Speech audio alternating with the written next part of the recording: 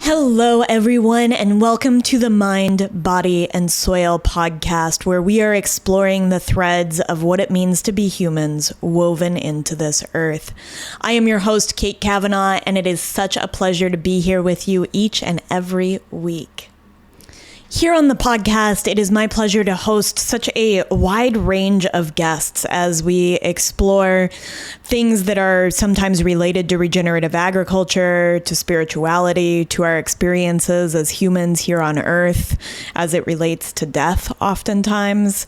And my guest today might feel a little bit out of left field for you, so I want to provide just a little bit of context at the front of this.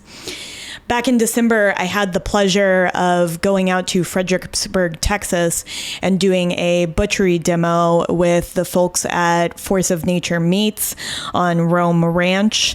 And it was a really incredible opportunity for me to share a little bit about physiology and ecology and nutrition, all rolled into the sort of connecting to ourselves through Earth package that I like to roll things into. And one of the guests there at the time was Adrian Grenier. And we connected there and enjoyed a little bit of back and forth after that. And so I decided to have him on the podcast to talk a little bit about his journey. Now, as you might know, if you have listened to this podcast before, I love to leave where people have really covered a guest and go off the beaten path. And so I've included in the show notes a couple of episodes where Adrian really talks about his background, because you might be thinking, what does this have to do with agriculture or with Earth? But Adrian's trajectory is deeply related to that, and his journey is something that he has been really gracious in sharing on several different podcasts and exploring some really vulnerable topics on how he sort of left his celebrity lifestyle to move to a ranch in Texas with his wife, Jordan.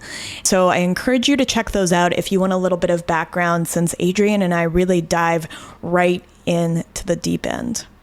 One of the things I feel like I'm continually noticing as I interview guests on the podcast is that our connection and relationship to nature changes us. It changes the trajectory of our lives. It changes the way we view the world. And that is incredibly powerful. And I think that it is reflective of our return to being in place in the ecosystem. And we really cover in this podcast just how powerful that change can be. This is a really special podcast because this marks the 1-year anniversary of the Mind, Body, and Soil podcast. This is episode 52, and we launched on March 29th of 2022. And so this is the 1-year anniversary, and I just want to reflect what a wild ride this year has been. For those of you that have been listening for a while, you'll know that this podcast has been in my heart for many, many years. It has been the biggest blossoming and opening and unfurling for me to put this out into the world. And it has challenged me in so many different ways. It has challenged my very anxious nature and the anxiety I feel every time I turn on this microphone.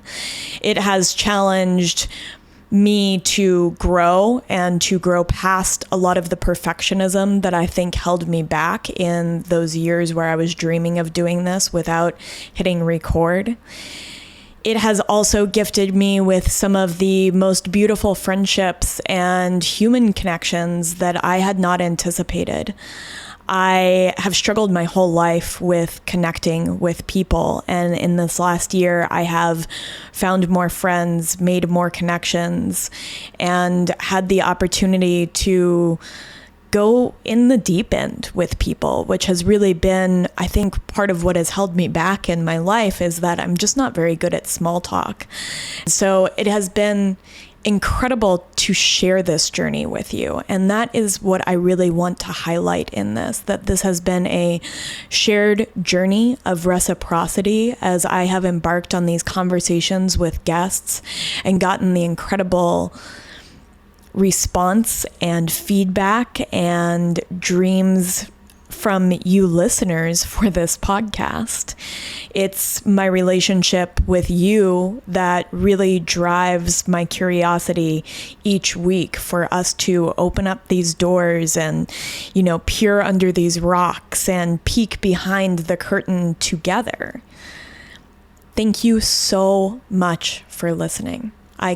From the bottom of my heart, it has changed every fiber of my being, and I am so grateful to bring you this podcast each and every week. With that being said, I would love to invite you, if this podcast has made an impact on your life, to leave a rating and review. As some of you will know, in exchange for your reviews, if you want to send me a little screenshot of your review on Apple Podcasts, I would love to send you a handwritten thank you card so that we can connect here in the tangible plane. And with that, I'm going to read a really beautiful review that I received this week that really just warmed my heart. So Sammy Miller, thank you. It's titled Truly Decadent Conversations. I'm finally sitting down to write this review, and perhaps the first thing I should mention is that I'm actually not a routine podcast listener. I've always been much more drawn to audiobooks and following long stories that take me elsewhere. But this podcast has converted me, and I really look forward to the rich and decadent conversations Kate shares each week. What drew me to this podcast was Kate's voice as I've heard it through Instagram, and the fact that the curiosity and interest she shares online have a much more in-depth capacity in this form. I've always been interested in agriculture and food nutrition and have worked on and off in these industries, so naturally this was bound to be a fit for me. However, I've been so pleasantly surprised and delighted at the additional topics explored here. Just when you think, oh, this episode will be about fat or salt or joy, you realize the journey is taking you to unexpected, vital, and interesting corners you'd never thought to explore. I find myself thinking about the conversation often afterwards and interested to continue exploring on my own. In short, I can't recommend this podcast enough. Every episode taps into so much more than what can be relayed through a title, so listen to them all. I'm so glad I have, and thank you, Kate, for sharing your thoughts, questions, and passions with us. Sammy, I can't tell you what this review did to my soul. It was just like a light for me, and I love that you enjoy these rich and decadent conversations. I know that one of my concerns when I started this podcast was how long form I wanted it to be, that I really enjoy diving deep with guests, and sometimes it takes a couple of hours, maybe more, for those conversations to unfurl. And so I'm so glad that is resonating with so many of you. I think that so much nuance and so much joy and so much depth can be unpacked when we allow something the time and space that it deserves. I am always grateful to be here with each and every one of you. There are some affiliate links in the show notes, which is one way to support this podcast. If you enjoy it and you would like to pick up some wool pillows or a wool comforter or some red light therapy devices or some really amazing grass-fed ghee, I have affiliate codes for those and they help support the podcast. You can also find me on my Substack where I am writing a little bit each and every week, and a subscription also supports this podcast. Those are the ways that you can support, and I just want to tell you all thank you from the bottom of my heart for participating in the Mind, Body, and Soil Collective. I am so excited to bring you this interview with Adrian Grenier. I hope you enjoy it. So I didn't realize when we booked this that we were recording on the spring equinox. And as I was creating this interview, it felt really felt really fortuitous or auspicious that that was the case, as I kind of dove into these themes of death, transformation, sensation, and rebirth, and regeneration, and realized that this morning, Yes. oh, this is perfect timing. Yes, beautiful. I did not realize that either. But now that you said it, I felt it. It Yeah, was in the air. yeah. Yeah, a little bit of a shift, sort of it's the new year in more land-based traditions, that this is the beginning of the year. Yeah, I am not that sophisticated as of yet here on the land. I did try to plant within the moon cycles, Yeah. but that proved just to be a little bit too advanced for Yeah, me. it's too advanced for me too. We can't do Yeah, I that. tried though. I did try. Yeah. I contemplated it, and I was like, oh, but that lands on a Tuesday. I can't do Tuesday. It's not convenient for me. Yeah, I Right. understand that. We don't plant on lunar cycles. Mm-hmm. I have a quote for us to start off with, and it's actually something that's been really resonant for me in my life. And I wonder if it resonates with you. If it doesn't, you can just throw it away, start somewhere else. But it's from Confucius, and it's, we have two lives, and the second begins when we realize we only have one. And It's a great quote. Yeah. yeah, this was a really big quote for me. I had a moment where I realized that I only had one and that the trajectory I was going down wasn't where I wanted to be. And as I listened to all these interviews with you, I was really struck at that moment for any of us where we decide to make a U-turn, where we see that realization that we only get this one precious life. Yeah. I don't want to start out the podcast by pushing back on Confucius, but I don't know if I necessarily agree. I think there's probably a third Yeah. life that we come into, because I realized that that I actually am infinite, that I'm an infinite being, and that I have forever to be creative. So I don't have to rush. I don't have to do it all at once. The thing that motivated me for my 20s and my 30s was I need to eat everything, taste everything, do everything, have everything, consume as much as possible, and accumulate, because this is my one time and I need to do it all now, because when I die, that's it. So there was this nihilism baked into my personality and my perspective, my worldview. So there's a desperation and a fear of death sort of baked into everything I was doing. And then when I realized that I can live again and that I will live again, I wanted to start making the world better for that me that gets to be born into the world in the future. So, and whether that's me in the exact form, or if it's me embodied in my children, or it's just that collective conscience that gets to continuously come back and be reborn, I realize that there's a conversation to be had between the me that exists today in this physical form and that future self. And Confucius, look, it had a nice ring to it. I'm going to actually have to workshop my one-liner.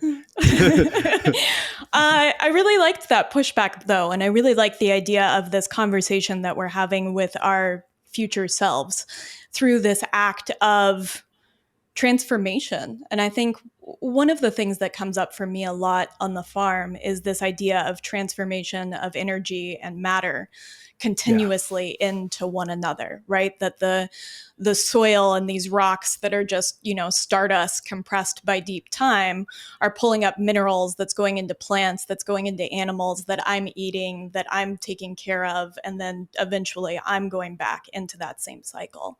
And I think within that there is that infiniteness, that we are made up of particles that were a part of the singularity of the Big Bang. And so there is no beginning and no end to us necessarily. And I think that realization, and I haven't reached the space where fear of death still isn't present for me, but I think when we reach that space of understanding the infinite, it changes the way that we want to be in the world.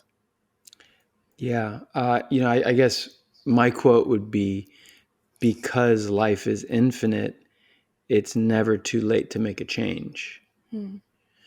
And I feel like sometimes we sort of double down on all the tricks and identities that we've established at one time, and we're afraid to change because it feels hard, or it feels like it's going to take time, or and I feel like it's always to connect into that creativity and that spontaneity and that potential. You have to be willing to let go of all the things, all the mistakes that you've made, or all the things that you've tried for a newer, better way. And if you have that time pressure and that anxiety, you may not give yourself permission. I mean, I see a lot of people my age um, who are like, oh, it's like what a midlife crisis is, right? Like, I wasted my life. To me, I've I've just been born, and I have now, I plan to live at least another 50, 60 years. So I can now enter into a whole new iteration of my life, but now from a more intentional, a more conscious place. Like, I'm actually making decisions for the first time in my life that are my own. Hmm. I'm not, you know, listening to mommy, when I'm a baby. You do what your mom tells you, or Hmm. your whole world is your home and your parents. And then maybe you branch out to listen to your teachers to do your homework, Hmm. or Oh maybe yeah. you're listening to your friends in high school to, be cool. You want to be accepted. And then you enter the workforce, and now you're listening to your boss. And then maybe you finally find yourself in your 20s, and you're really rocking and rolling, but you're just trying to be cool with the world and find your place in the world. But what happens when you finally release yourself from all the servitude of others, but you serve that higher purpose within you? And then that's where I feel like I am now. Like, everything I'm doing is really aligned with what my true purpose, what my dharma, what my reason for being is. And that's for the first time in my life, really. Do you think that there was a process of going through a death of self of sorts, like your own death process to reach that space where you felt connected to your purpose, to your higher self? Yeah, because that old self identity was getting in the way of newness. Um, I had to let go of that ego identity. That the ego death had to happen in order to leave room for new possibility. And that was hard to let go, and to fully, not just let go, but fully let that part of me die. Yeah. It's like one of those horror movies where the monster keeps coming back, one last time, or it's just, is it Uh huh. quite dead? No, like one last shudder. It would not die. It was so well situated and just established in me, that it kept rearing its ugly head. And I was like, I don't know if this thing is really quite dead yet. It took some practice to learn the new me. Yeah, I love that it took practice. I think that's an important, like, we have to practice. It's not something that happens in an instant. Maybe it happens on a slower time frame, and we have time for that to unfurl, for that to unfold, for that to die, for that to be reborn. Um, I have this, listening to some of your interviews, you have this moment where you've moved into this little trailer in Austin on a little piece of property, and I think you were chopping wood and hauling water. And As I the old is that proverb correct? goes, I don't think it's Confucius, but it's an old Chinese proverb, I guess. Chop wood, carry water. Hmm. Meaning, I think what it is the whole quote is something like, um, when times are tough, chop wood, carry water. When times are good, chop wood, carry water. The idea is be detached from how the world is and just continue to keep your head down and do the work. Yeah. Yeah.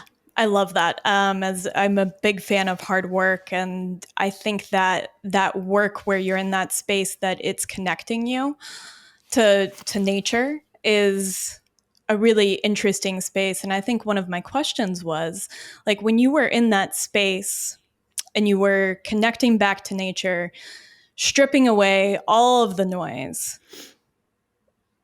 what in that space does nature teach us about connection to ourselves and maybe to another, or teach us about love? Because I know that this dovetails into this beautiful love story that you have with your wife. Hmm. Um, I grew up, I guess, in the postmodern era, where we're very self-conscious, very self-aware. Media commercialization of images, and um, we've become consumers to the point where we're consuming ourselves, almost like Ouroboros. Yeah. It's like the snake eating its tail, where we're projecting images and creating content, and then we're selling each other ourselves, and then seeing ourselves reflected like Narcissus, and being consumed in that hall of mirrors and indulged in. And as humans, we need attention, right? I mean, that's if a Yeah. baby gets no attention, or if it's not held, it will die. So there's Yeah. something about our makeup, the way we are as beings, that needs to be acknowledged, needs the awareness of the other. And on some level, that's healthy. It's a healthy ego, right? And it's a healthy awareness of self. But right now, in like our culture, we're so hyper aware of everything, and we see ourselves reflected so many times because everybody's trying to sell us something, or get our attention, or uh, or or or we're trying to get other people's attention, that it becomes, I think, on some level, unhealthy and dysfunctional. The thing about nature is it doesn't have an agenda to sell you anything. It's not looking for your approval. It's not trying to get you to do anything. There's no.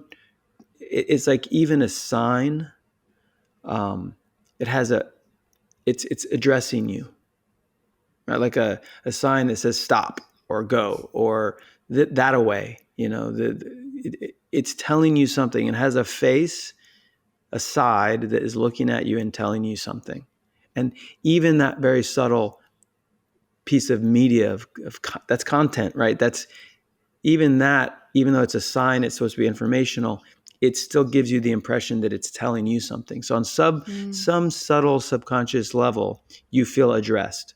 But when you go out in nature, there's no tree that's asking anything of you. That's not addressing you in particular. There's nature is just this balance of forces, and you are placed within it without that self-conscious, without that attention. And it's a humbling experience in which you are now part of everything. you're now on equal footing with the universe. And that can be overwhelming because it's an infinite, it's infinite, right? Look up in the sky and you're just like, whoa, it goes on and on and on. So it feels a little bit isolated and scary, and it's sometimes disconcerting. And so part of letting go of my ego identity and coming down to earth was very much getting comfortable with that, the abyss, the infinite, unfolding of time and space that wasn't about me, that where I wasn't the center.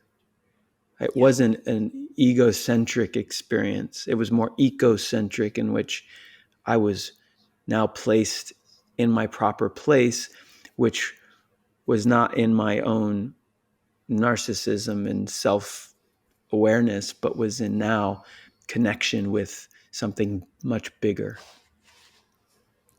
I have this, I didn't know if I was going to pull this quote, but I've been reading this book by Andreas Weber called Matter and Desire, an Erotic Ecology. And it's very much about... Why am I not reading that? I don't know. You need to be reading this book. It's very much about our place in that ecocentric, that we are just one thread in this giant weaving of the universe. And I think that experience with nature, and I mean, just from what I know of what I've experienced, I'll just read this to you and we'll see what shakes out. So this is his third law of desire. The third law of desire, however, holds the opposite. It emphasizes that we must be close to other living beings in order to grasp certain depths of our own nature, certain ways of our transforming power, and our deeply imaginative and creative character. The third law of desire states, only in the mirror of other life can we understand our own lives. Only in the eyes of the other can we become ourselves. We need the real presence of the most unknown, the owl's mute regard, the silent newt's gaze. Only it can unlock the depths in ourselves that otherwise would be sealed forever. We need the experience of an inside unfolding in front of us, displaying itself as a fragile body. We need other organisms because they are what we are, but with this cunning twist. They are that hidden part of us which we cannot see because we exist through this part and we see with it. Viewed in this light, other beings are the blind spot of our self-understanding, its invisible center, which is the source of all vision.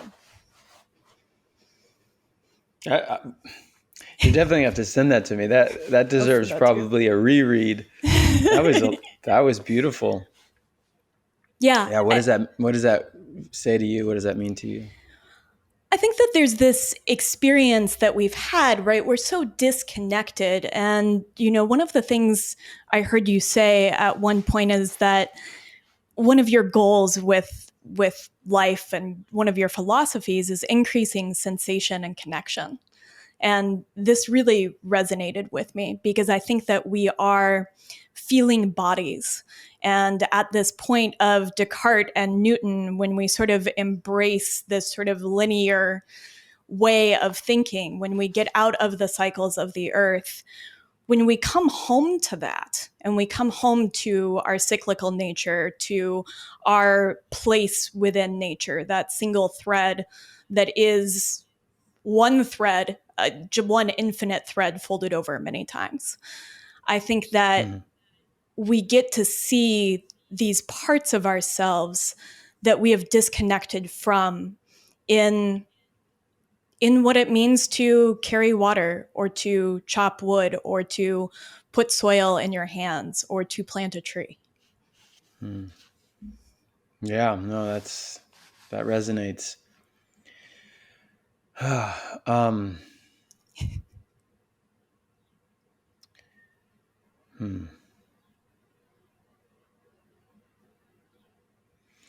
Yeah, I'm just sort of sitting with that.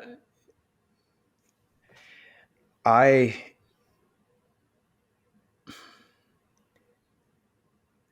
don't know how much we as individuals can feel, how much we can, how much expansiveness we can actually hold within our physical limitations.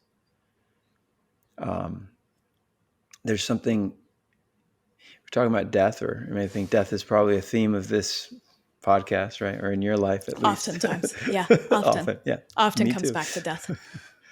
Yeah. All of us. Right. So there's, as much as we might fear death, there's something that feels inviting and comforting about non-existence. The sweet relief of not having to feel and do anything, and you're just peace, nothingness. Of course, perchance to dream, right? We don't know. If it was so comforting, maybe that'd be one thing, but maybe it's not. Maybe it's, worse than we can imagine. But I do feel like there's something about not wanting to have to feel that I crave. And that's why we escaped in drugs, alcohol, or any other number of things to numb and to make us stop feeling. And I did that for most of my life. There was some traumas that I had as a kid that at a certain point I decided that I didn't want to feel. I didn't want to have anything to do with it. So I devised ways in order to design a life that would keep me from having to feel those things. And I constructed throughout my day, I was finding little ways to escape or to numb or to not think. And sure, I didn't feel the things that were painful, but also I was not completely present. I wasn't here. So I think part of our opportunity and our burden is to be present, to be here now, and to feel what it's like to be alive. And that means to expand into more feeling, as scary as and uncomfortable as that might be.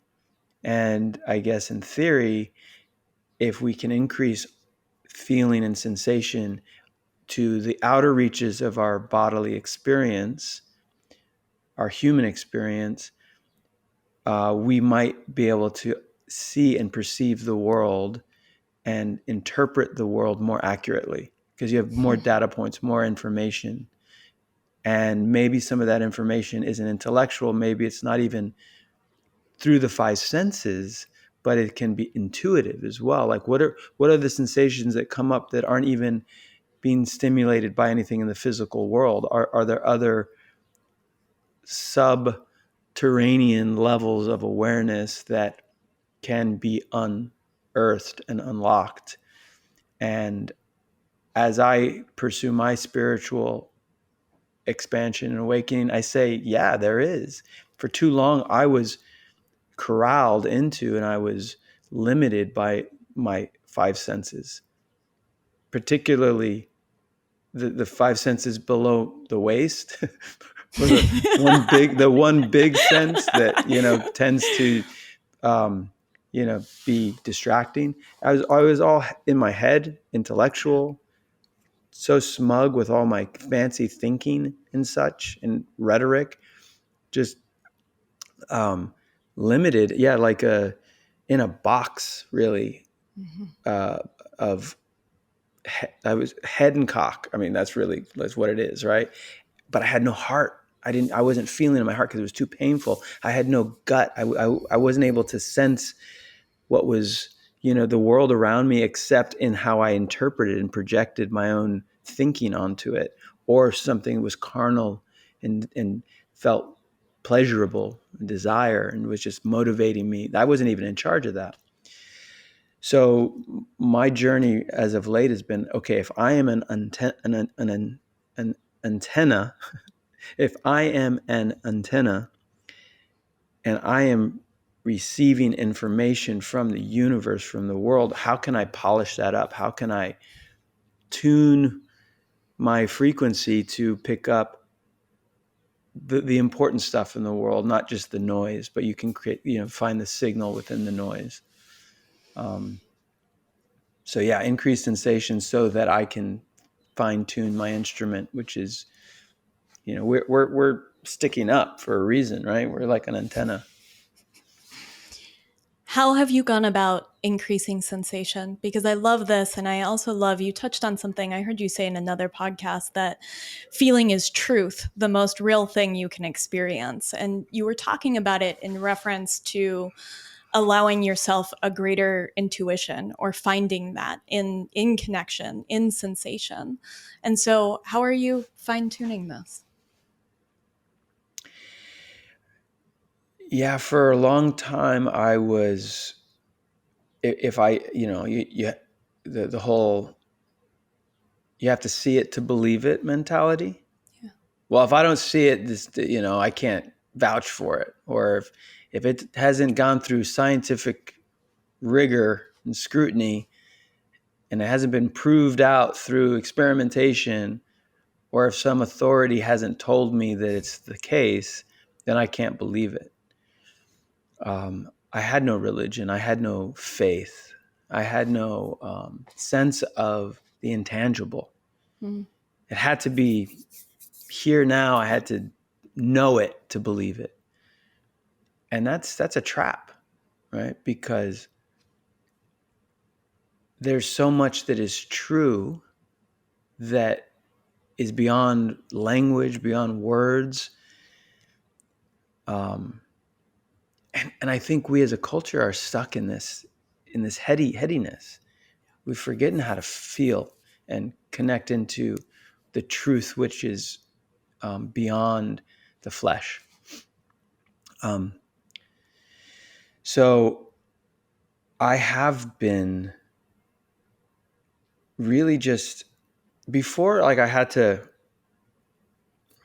really make the effort to take the time to get out of my head and into my heart, and drop into my, a deeper awareness. But these days, I feel like now that I'm a lot more developed in my familiarity with those parts of me, I don't have to work as hard. Mm. My intuition is online now. And there was, and I don't know if this is just a corny, I mean, maybe it is. I think I saw this in What the Bleep Do We Know? You ever Yeah. see Oh that? man, I haven't thought about that movie in a while, but yeah. I don't know why it just came to my mind, but they were talking about how some indigenous peoples had never seen ships, like the way when settlers came, when the colonizers came, they were coming from the ocean on ships, these big ships, and the indigenous people hadn't seen ships like that. So they didn't have a reference point. So when they witnessed them with their eyes, they didn't actually see them. Mm-hmm. They couldn't see them until you're able to reference it. So just think about all the things that you are right in front of you that you can't even make sense of. You're not witnessing, you're not seeing, you're not, because it doesn't have any context in your life. So all the things that were around me that I was not aware of, because that part of me was offline. And now the whole world is opened up, where I can sense things, I can feel things.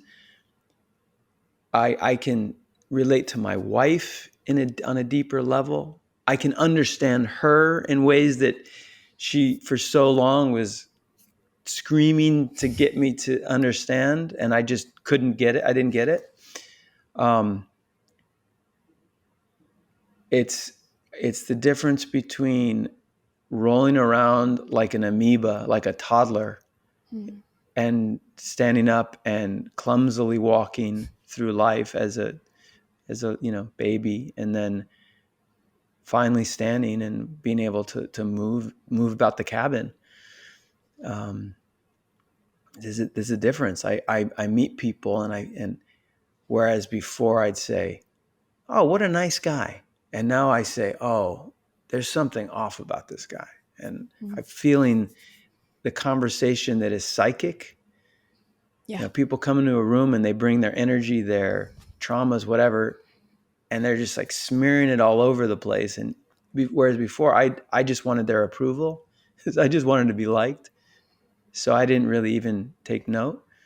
But now I'm like, ooh, yeah, that guy's probably not going to be right for me in my life. Is probably going to be a wrong turn. I'm able to be more discerning, make better judgments. I can be more honest with myself. I can see the world more accurately because I have more data points, more information. Yeah, that's an increase in sensation. It's increasing awareness. I love that. I think it's so important in a life that we often numb from. You had a great quote, and I don't remember where I heard it, but you said that the betterment of society starts with the transformation of the individual. And I think in many ways we've been talking about that so far, but I think that one of the things I find interesting is when we have these transformative experiences and then we seek out this connection to nature and we see the transformative power of nature through regeneration and maybe tap into the space of regenerative agriculture. And we find ourselves in this cycle of transformation that as stewards of the land, or I've heard you call it an apprentice of the land, which I really love, that all of a sudden we're opening ourselves up to change, up and open for change as we're working with regenerating land. And so I want to get to Kintsugi Ranch, which I haven't heard you talk about as much on podcasts, and about slowing down to the cadence of Earth with Earth speed. Yeah. You want to just talk about it generally? I want to talk about, first, I think I'd love to know what that moment was that you realized that you wanted to be in nature and working with it, to be an apprentice of the land. Why don't we start there? Yeah, so I guess I haven't talked about kintsugi as much because I'm trying to find that the right balance between being in the public eye and continuing to lean in and step into the public and keeping things a little bit more sacred and private. Yes. Before I was just, I was out there and I just I was famous and I just sort of embraced that and just went all the way full hog. And now I'm really wanting to have sacred privacy and protect my family from the pitfalls of attention and fame. So I created Earth Speed as a way to communicate to the outside world, whereas Kintsugi, which is our ranch and our home, it's a little bit more private. Although they definitely, it's hard to make a distinction because they overlap absolutely, if not one and the same.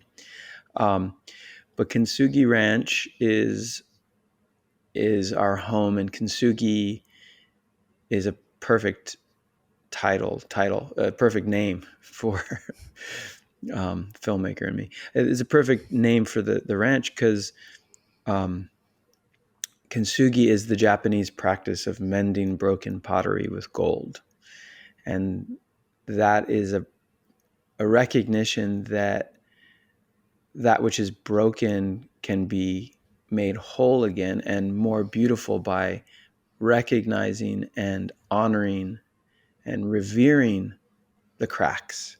Yeah. And bonding it back with gold highlights the cracks. So it actually is a story of anti-fragility and resilience. And I think it's a beautiful story, not only for a piece of pottery that gets to live again a new life, but also for us as humans to look at the parts of us that are broken, and instead of spiraling into shame or regret or feeling inadequate, really looking at that as being part of what makes us uniquely beautiful and can make us stronger. There are very few things in the world that are anti-fragile, and in humans, nature, we are anti-fragile, because the more you throw at us, the stronger we get. Our muscles grow when they tear, repair, and they get bigger and stronger. So Kintsugi is the story of that, and of us as individuals, spiritually, also a story of the land, how we can bring practices of regeneration and healing the planet from the brokenness that it has endured at the hands of human beings in many ways. Mm-hmm. We're repairing this land, making it whole again, healing some of the negative monocropping practices and the chemical fertilizers and pesticides that were here at one point. Healing and kintsugiing the soil, and then also my wife and I are a story of rebirth, in that we were together for many years. We broke up. We spent 2 years apart, and then we got back together, and so we are a story of kintsugi as well. So it's a sort of a perfect metaphor, perfect word, represents us. It's a really beautiful metaphor. And I think it's a really beautiful personal space, and we can leave that in the sacred. I deeply understand that. And transition into earth speed and this idea of living at the cadence of earth, which I love because it's slow, right? Maybe it's not as fast as we're used to going. And the cadence of a river as it carves a canyon over time is not going to be what we think of as time in our human meat suits. But I would love to hear you talk about this a little bit, because I think that this is really beautiful. Yeah, thank you. It can be slow. Yeah, it invites you to be slow, but it also can be fast too.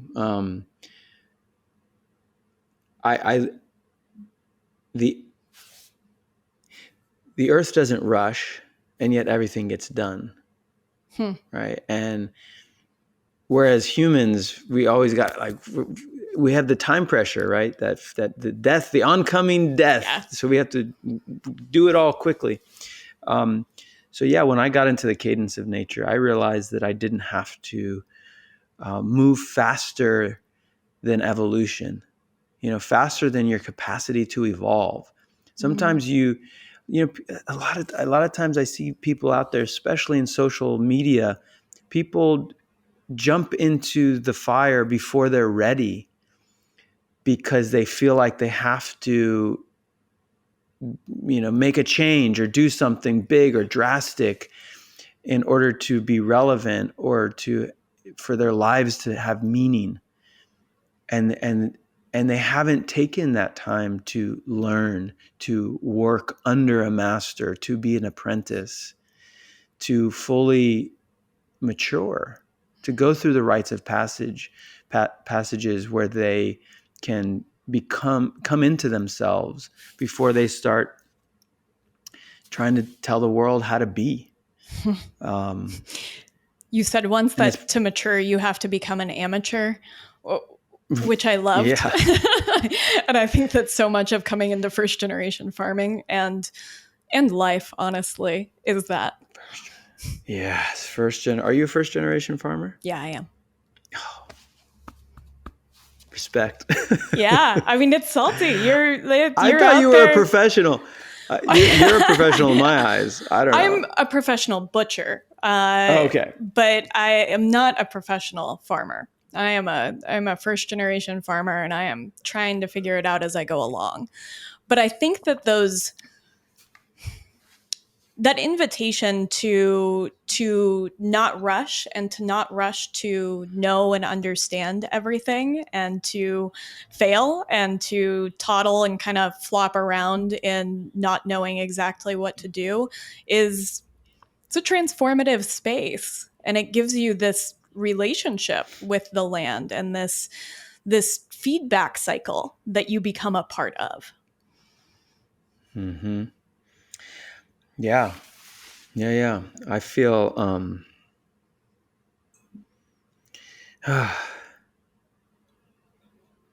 yeah, I mean, just going back to that learner's mind, right? That beginner's mind. I think that's what it's called, right? The beginner's mind, where you don't have like that arrogance of certainty. Yeah. Where you're just making carbon copies of the thing you know, as opposed to being creatively inventive and present for what is, so that you can be responsive to the world as it unfolds. And that's part of also the anti-fragile story. If you're not able to bend with and move with what is, then you run the risk of breaking. So every day I go out on the land and I try and not bring what I knew yesterday to the moment, but just witness and observe. Permaculture lesson number 1: observe and interact. And that, I don't think that ever ends.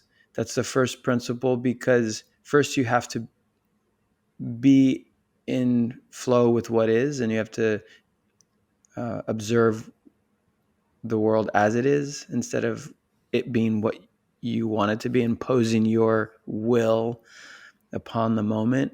And that's what modern cities are, right? Even the development next door, that just come and clear out a bunch of old growth forest to pour concrete and put a shopping mall or something, as opposed to saying, what is this land here? What is this space asking for? How is the water flowing? What trees are important to this ecosystem? What's important to preserve? But that takes longer, right? That takes patience. And our modern industry doesn't have the patience. No. Doesn't want to work at the cadence of nature. Wants to work at the cadence of ego and timelines and quarters and years and board meetings. And that's understandable. I get that. But is there a way that we can both be humans that are progressing forward? Because I think that's in our nature to build and create systems that are reliable and that uncouple us from nature to enough that we can store food over multiple seasons, so that we're not always at the mercy of the weather or the temperature or the crops that year. That's our genius, is that we can adapt and become more. We can overcome limitations, but at the same time, can we go back to be in that rhythm? Not maybe not go back, but remember that we are part of that rhythm and the cycles. And if we can plant in the moon cycles, if we learn that one day, we might actually benefit, because there's technology that is non-human that has been developed over millions of years in nature. There's a design wisdom within nature that would benefit us if we were to work within, and to paint using the palette that nature has created, would, I think, in theory, because I'm still a novice, I don't know, it's just an idea, but would allow us to not only have everything that all the luxuries that we've grown accustomed to, but also do it so that it's not at the expense of the earth. Yeah. And So it's not extractive, but it's additive, because nature is additive. Nature by design produces no waste. It's just regenerated. It's recycling. composted, recycled. In a Yes. literal way, like it is that recycling in the same way that you mentioned the Ouroboros before, right? That it is just constantly re-entering cycle after cycle and utilizing every piece, every mineral, every microorganism inside of the soil to become again. And I think it's been a gift for me. Transformed, yeah. And it's been such a gift for me to see that and to witness that possibility within myself from moment to moment, and to then interact with that transformation at the level of going outside every day and becoming the observer, which naturally, I think, pulls you out of that egocentric space. You can't be an observer and not be, it gets you out of your head. It gets you into a sense of being part of a place. Yes. And saying that, I think that's such an important benefit, is feeling at home, feeling that you have place in the world. Being human can be so lonely. Yeah. And when you take the time to get into connection with nature, you realize that it's quite comforting. You know, that you are important, that you do have a role to play. There's so much mental illness and just human tragedy because people feel isolated and unseen, and like they don't belong. There's so much shame and anti-humanness, right? Yeah. Especially in environmentalism. You know, ironically, under the guise of help the planet, it's, you know, let's depress human beings, you know, and make them smaller. Yeah. Make them a blight on the earth too, which naturally builds that wall of separation again between us and nature, between us and our environment. You're not a part of it. Right. You're the problem. You're the problem. You shouldn't be here. Yeah. Your existence is actually a bad thing. Yeah.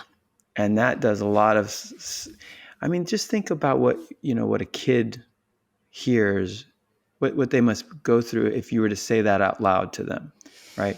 You're nothing, you're terrible. I wish you were never born, right?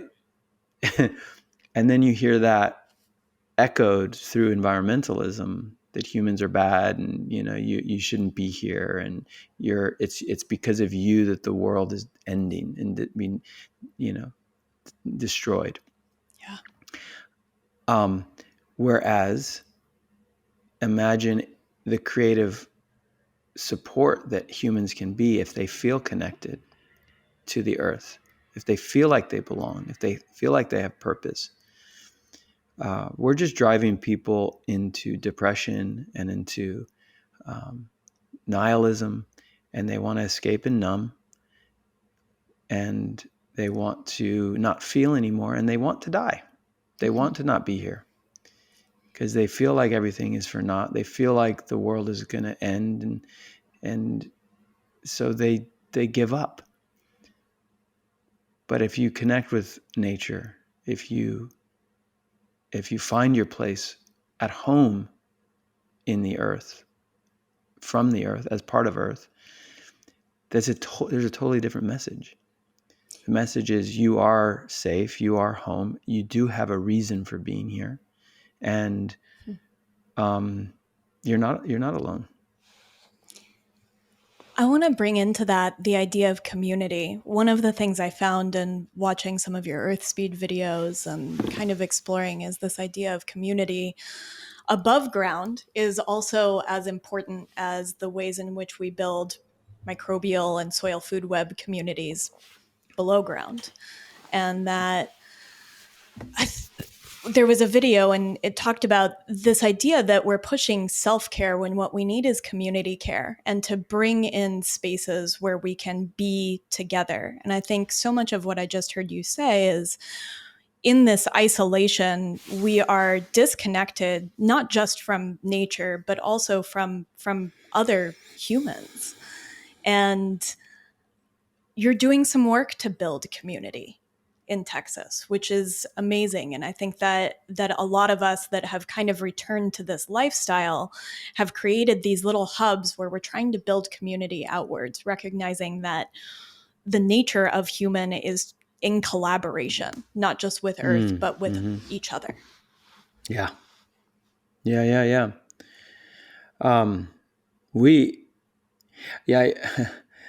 sort of have been loosely trying to develop this concept. It's like oscillation therapy, because we have the capacity to, the world, the universe, everything is infinite. It's infinitely big and it's infinitely small, and and there's a dynamic between the polar. There's a polar dynamic energetically. Everything's waves, right? The high point of the wave and the low point, the valley of the wave. Yeah. And where am I going with this? So we are alone. We are individuals, but we're also part of a community. Yep. We are paradoxes, right? Light right. is both a wave and a particle. Yes. And so our human existence is also paradoxical. Right. So I feel like the wave of evolution and human development is oscillating between self and community. Right. So you're individual, I'm me, and I don't, I can like go out on my own and go carve my own path and push forward ideas that are maybe a little bit strange or odd and they haven't been accepted yet. And I can innovate. I'm an entrepreneur, right? I'm a creative force. But then I also want to be accepted and honored by the community. I don't want to be so weird or so different that I lose my cool, right?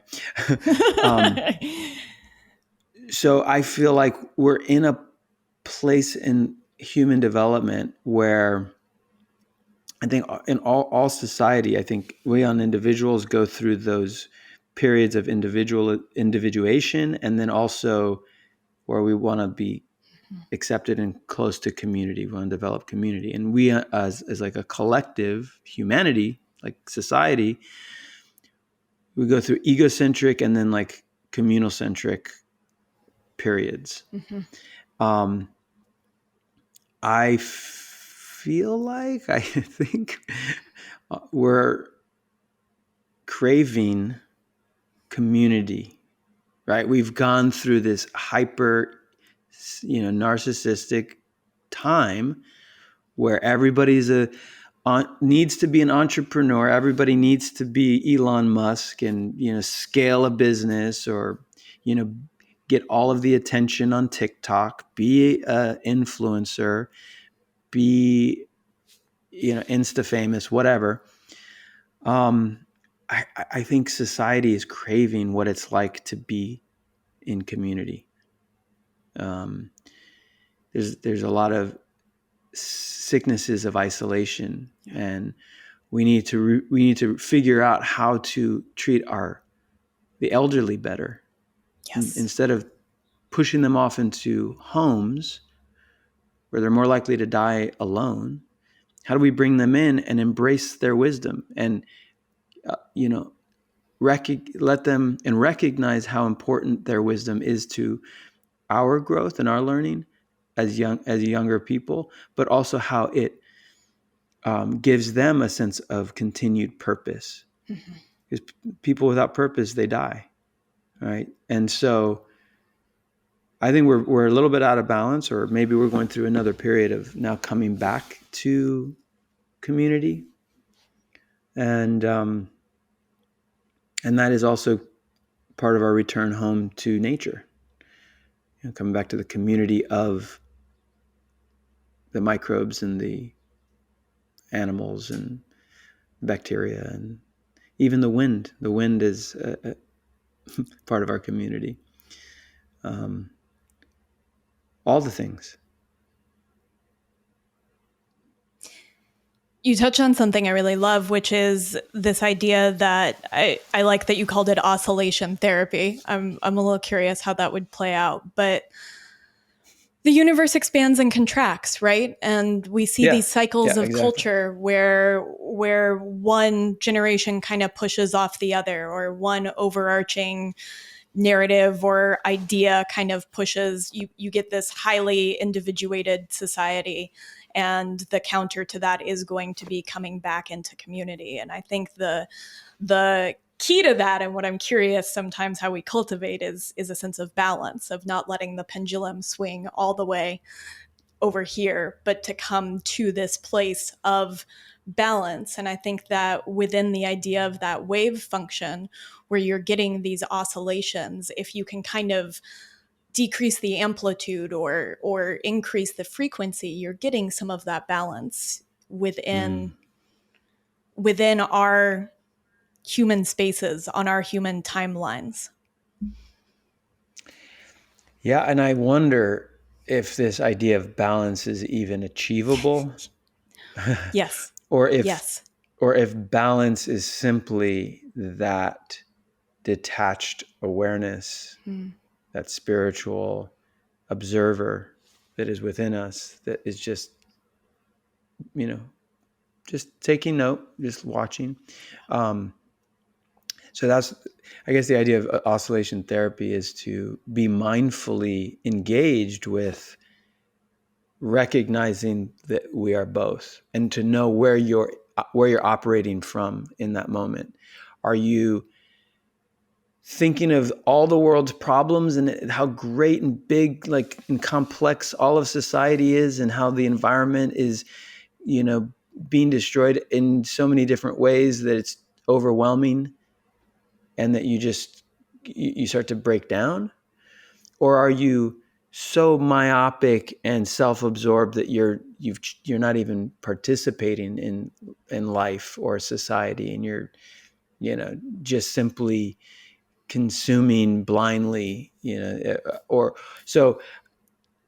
Which one are you in? And can you observe, can you see the world at large, all the troubles and wars, and recognize that without staying stuck there, and come back to the present small moment, and then take action?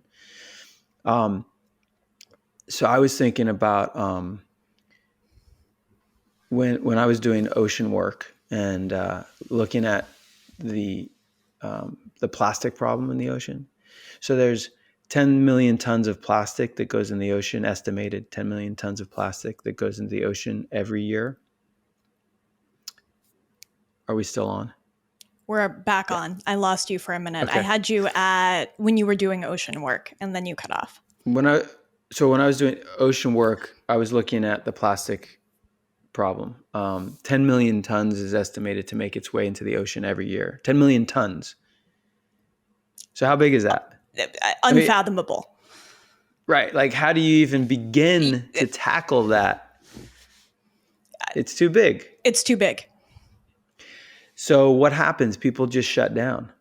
Either they get so riled up, like the world is messed up, and that's like, messed. Like, I don't know. They just try and be as big as that problem. and they fail because they're just like one human, right? Mm-hmm. They may have a big megaphone, but they'll never be as big or as loud as that mass amount of plastic. So how do we recognize that big challenge, but come down to earth and find something small and actionable? So that's when I created, for better or for worse, it's controversial on some level, but I started the plastic straw movement. So I was like, well, realize that. Yeah. Well, people had, talked about straws, but Sure. I sort of popularized it.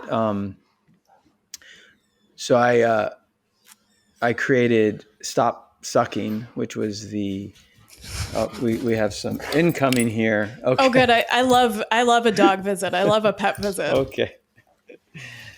Hey, girls. Okay. No. So the whole idea was to break down that big problem into a single unit of measure, one unit of plastic in the ocean. Yeah. And so it's like, oh, the straw is like a perfect representation of that because it's small, it's practically microplastic, and it's like something that we can all take action on. Yeah. So instead of worrying about the 10 million tons, just worry about the plastic straw. And if you can do that every day, however many times a day that people want to give you a straw, then maybe you can start to chip away at this bigger problem. I love the philosophy behind that, because I think that one thing that I've noticed, and in having conversations on the podcast, it comes up a lot, is that oftentimes these problems feel so big, so insurmountable that we don't even try. And there is this component of like, well, let's just try a couple of different things, even if it's on a really small scale, and just begin to see what's possible. And so I think that really opens up the door for that aspect of let's try some stuff. Yeah, and I think you can apply oscillation therapy to, all aspects of your life. Like and we're so thrust into, because of media, the big problems of the world. Yes. Right? And everything seems so present, and we somehow have to solve all the world's problems all of a sudden. You have to take the weight of the world on your shoulders. No one person can do that. And we're also ego focused, that we think we're the ones that have to save the world as individuals. Like, you yourself are the one who's going to save the world. Like not you, we together, right? So how do you work in harmony with others? How do you get out of your own feels so that you can get out of bed in the morning and activate? And then how do you do it with others? How do you come together with community and in harmony? And so anyway. No, I think that's the perfect place. And I know we're coming up on time. I think that's the perfect place to kind of begin to wind things down, because I think that taking it out of the individual and putting us back into nature and back into community is so much a part of a recipe for something. I'm not sure what it is, but it feels important. It feels salient. Back into wholeness, back into kintsugi. We're fragmented as a society, and I think we can come back into cohesion. We're not I think in many ways, the divide between us politically and socially is largely a projection and manufactured, but it's not real, and so we can actually start to come back together if we have the courage to get out of ourselves and recognize that we do need each other. We need to be seen. We need to witness each other and extend ourselves. I was a New York City liberal, totally arrogant, and I mean literally coast to coast, flying from one side to the other over the flyover states. By the way, Texas, where I live now, being one of the places that I wouldn't touch with a 10-foot pole because everybody there was so backwards, and how could they vote that way and all the things. And it was actually the election of Donald Trump that freaked me out so much. I was like, how could those people vote for someone like that because he's this and that and the other? I was so stuck in my own perspective and what I believed that I realized I decided I was going to start to reach out and understand those people, quote unquote, those people, so that I could make them change, so that I could save them. And the more I reached out and the more I really truly started to understand their perspective, I started to realize there was a part of the whole that I was missing. There was something that I hadn't been seeing. And ironically, I was the one who changed. They were the one who changed me. Yeah. And thankfully, because I got to expand outside of my egocentric, myopic, liberal bubble into more wholeness, and found so many great humans that are now mentors and teachers and surrogate grandparents.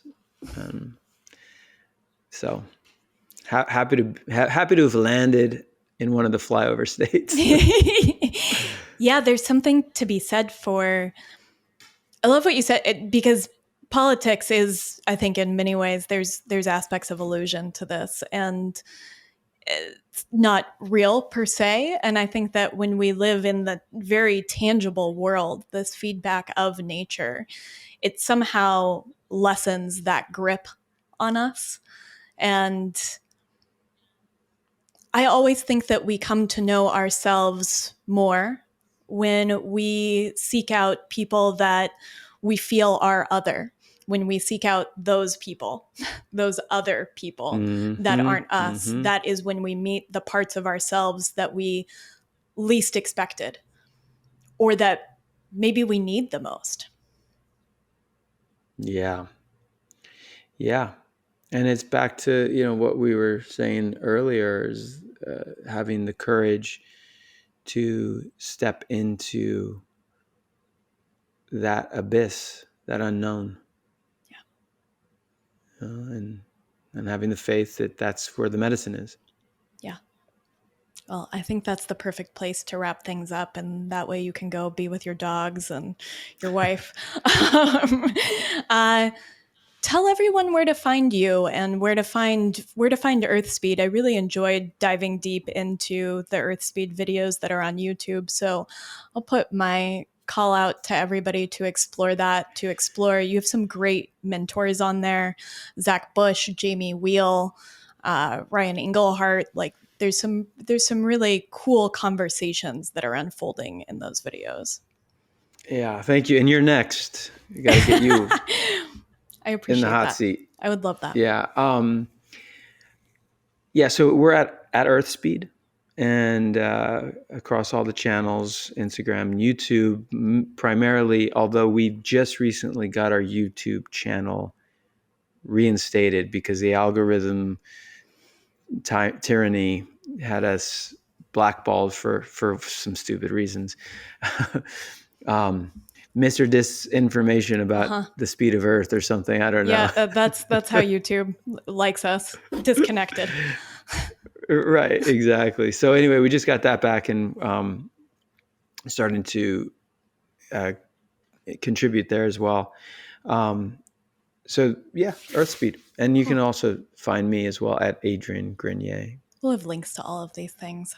I want to thank you. And one of the things I really want to thank you for is sharing your story. It's a vulnerable thing to do. And as I listen to some of these podcasts that you've been on that I'll link in the show notes, I think that by sharing our stories, people have an opportunity to have sparks and beginnings of their own transformations. And so thank you for doing that, because it's not an easy thing to do. And I do think it makes a big difference. Thank you. I appreciate that. Yeah, for that acknowledgement. Thank you.